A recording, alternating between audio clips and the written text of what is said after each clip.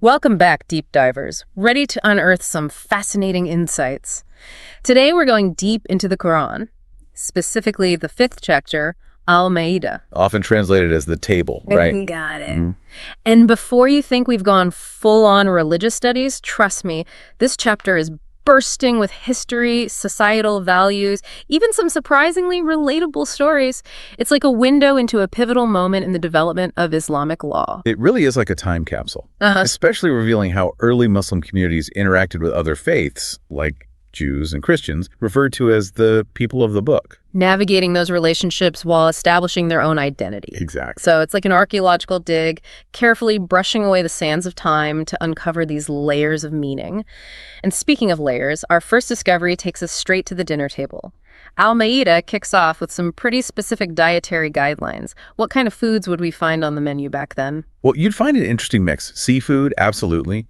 Game hunted by trained animals like dogs or falcons was permitted. Falconry? Talk about a reverence for the natural world. Even back then, it's like a form of early sustainable hunting. But these dietary restrictions, the ones about carrion and blood, they have echoes in Jewish kosher practices. Makes you wonder, were these shared values just a product of the time? Or a deeper connection between these faiths? That's the question, isn't it? Likely a combination of factors. I mean, these texts emerged in specific environments. Some foods might have been risky health-wise. Yeah.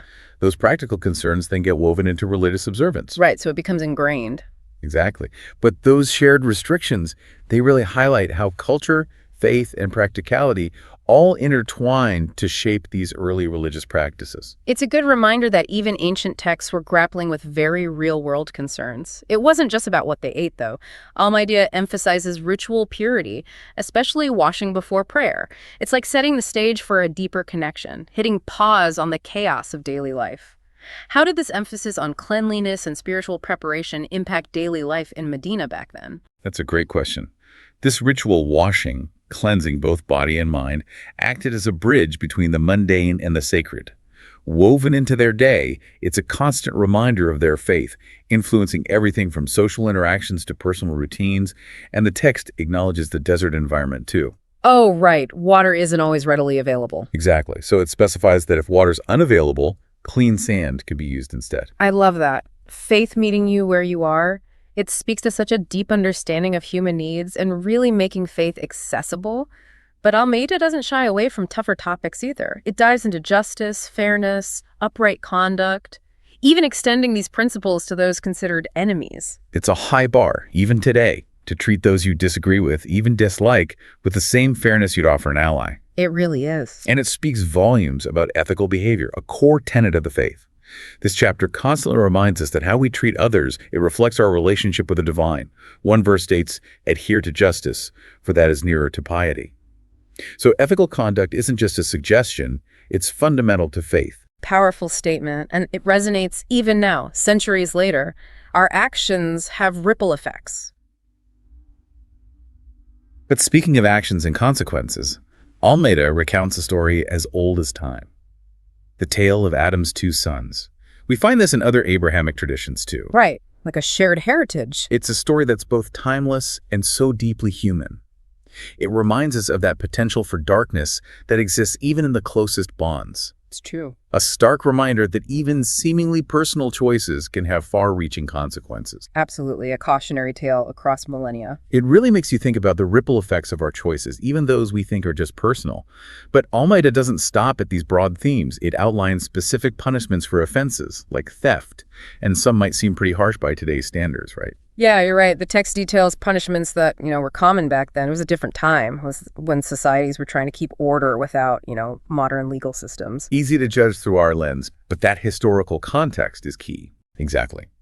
These verses offer a window into a world so different from ours, a chance to see how, social structures and cultural norms shaped their understanding of justice. It's true. We need that historical empathy to remember their world wasn't ours. But amidst all this legal stuff, Al-Maidah also dives into miracles.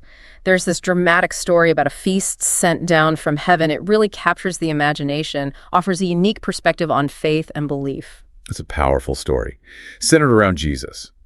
And it's fascinating because it shows how he's portrayed in Islamic tradition.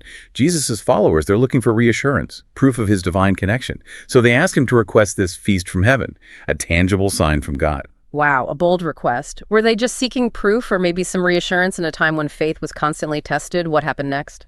So Jesus, understanding both God's power and the human need for reassurance, he agrees. He'll convey the request. He acts as that bridge. He does. But God, while agreeing to provide the feast, he adds this caveat. Those who witness it but still refuse to believe, they'll face serious consequences. So it's not just about seeing a miracle, it's about choosing to believe, even when doubt lingers.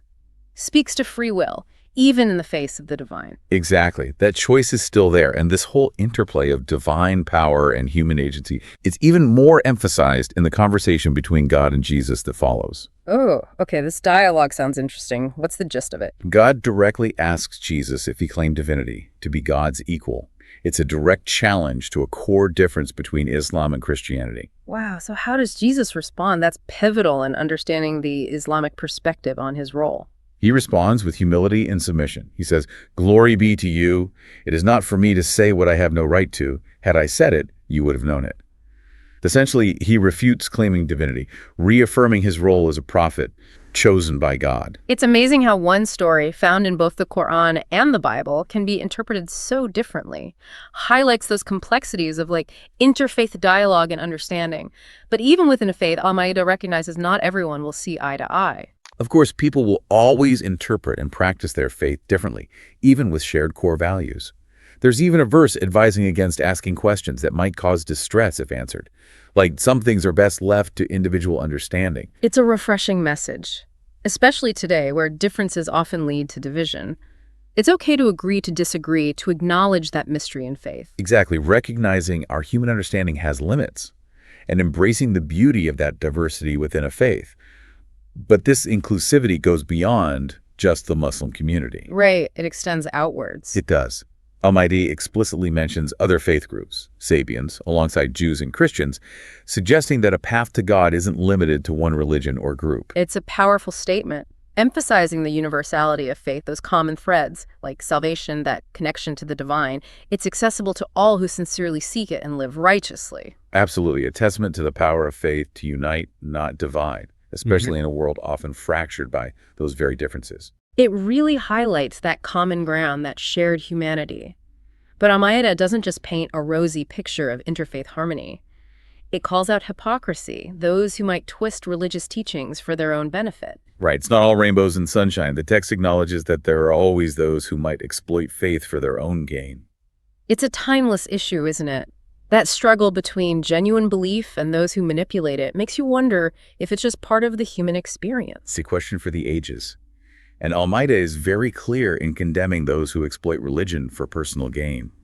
True righteousness, it argues, is in your actions, not just words. Walking the walk, not just talking the talk. Exactly. But it goes deeper, addressing those who reject faith outright or try to lead others astray. Yet even then, it still encourages discernment, a commitment to truth and justice. So not meeting negativity with negativity, but with a clear moral compass. Right. It acknowledges that there are forces opposed to compassion and understanding.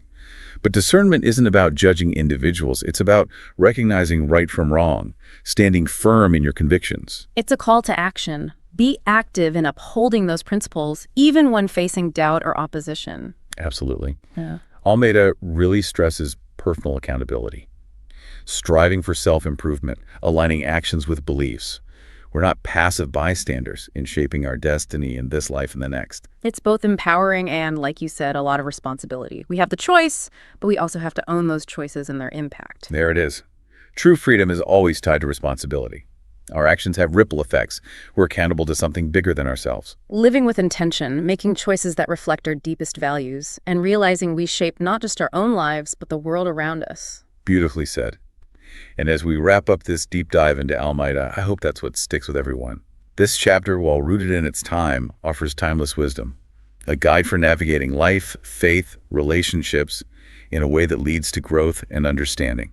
It's been quite a journey, from dietary practices to theological debates, ancient laws to stories of miracles. And we've seen how a text from centuries ago can spark conversations that are still so relevant today, making us think about our own values, beliefs, and how we live. That's the power of these texts, Mhm. a window to the past, illuminating the path forward. Those timeless values, connecting us as humans, searching for meaning in a complex world. It's been amazing exploring these verses with you, but the conversation doesn't end here. Keep exploring Al-Maidah. What surprised you, challenged you? What insights will you carry forward from this deep dive? Share your thoughts. Let's keep the conversation going. Until next time, keep questioning, keep exploring, keep diving deep into that boundless world of knowledge.